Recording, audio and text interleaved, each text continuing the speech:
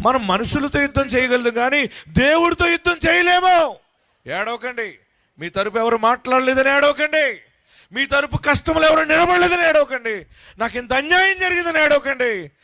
నీ పక్షముగా ఉన్నవాడు పరలోకమందున్నాడు. ఆయన నీకు న్యాయము చేస్తాడు.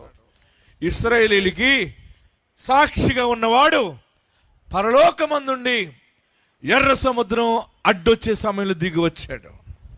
తరిమేటువంటి శత్రువులకి గుణపాఠం నేర్పాడు.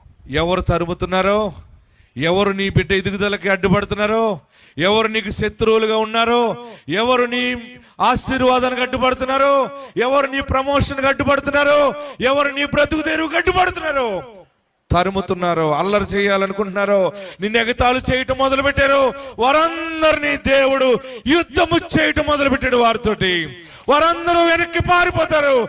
Go back.